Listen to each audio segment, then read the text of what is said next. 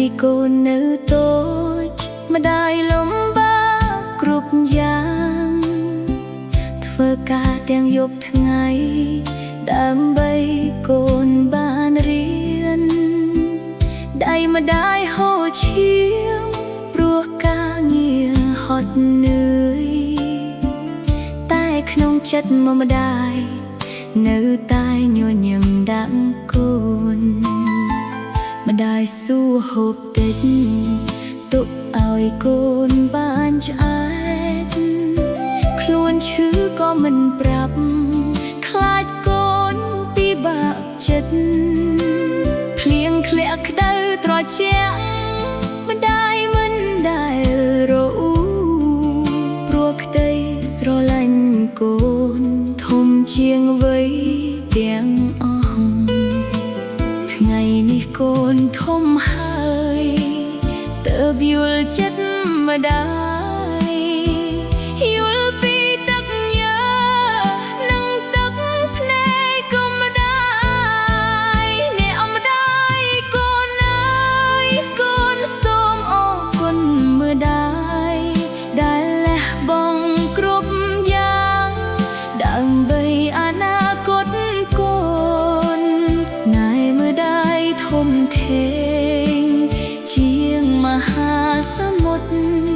កូនសូមស្រឡាញ់ម្ដាយរហូតដល់ថ្ងៃចុងក្រោយ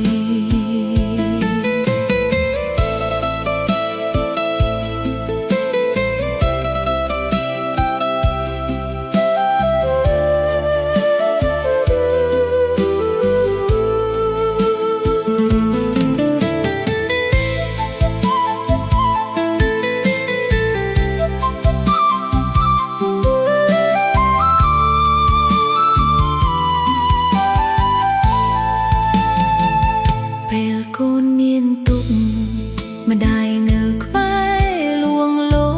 មពេលកូនប្រាជ័យម្ដាយលើកទឹកចិត្តជានិច្ចគ្មានអ្នកណាស្រឡាញ់កូនដូចម្ដាយឡើយព្រោះបេះដូងម្ដាយ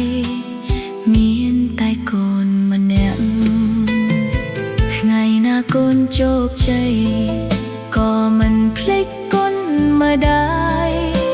អ្នកដែលតស៊ូខ្លាំងដើម្បីកូនម្នាក់នេះទោះពេលវេលាកន្លងក៏កូននៅចងចាំ